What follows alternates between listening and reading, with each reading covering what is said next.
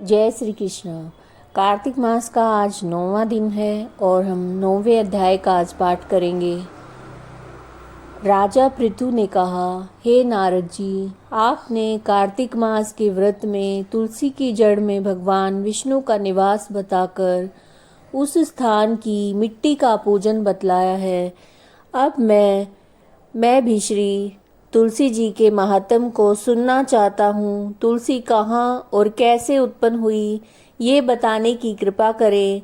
नारद जी ने कहा, हे राजन, एक समय जब देवगुरु बृहस्पति और देवराज इंद्र कैलाश पर्वत पर शंकर जी का दर्शन करने के लिए गए तो शंकर जी ने उनकी परीक्षा ली।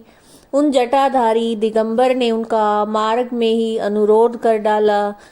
यद्यपि वे तेजस्वी, शांत, लंबी भुजा और चौड़ी छाती वाले गौर वर्ण, अपने विशाल नेत्रों युक्त तथा सिर पर जटा धारे वैसे ही बैठे थे। तथापि इंद्र ने शंकर जी को न पहचान कर उनका नाम धाम आदि परिचय पूछा और कहा, शंकर जी अपने स्थान पर हैं या कहीं गए हैं।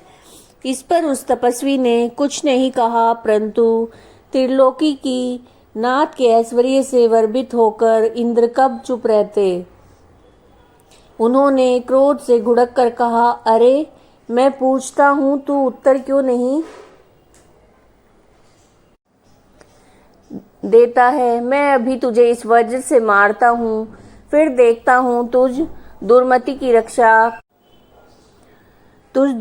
की रक्षा कौन करता है। फिर जो ही दिगंबर को मारने के लिए हाथ में वज्र लिया, त्यों ही भगवान शंकर ने वज्र सहित उसका हाथ स्तंभित कर दिया और विकराल नेत्र कर जो ही उसे देखा तो ऐसा विदित हुआ मानो वह दिगंबर प्रज्वलित हो उठा है और तेज से जला देगा।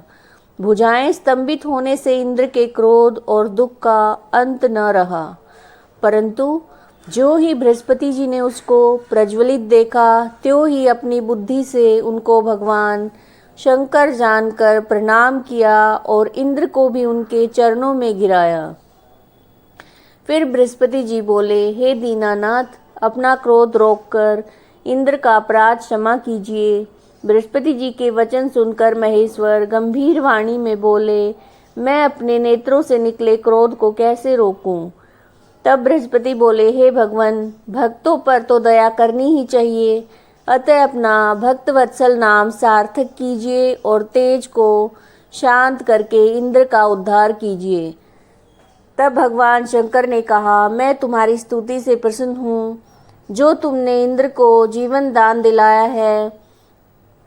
अब मैं तुम्हें अपने वरदान द्वारा जीव नाम से विख्यात करता हूँ। मेरे नेत्रों की अग्नि अब इंद्र को पीड़ित नहीं करेगी।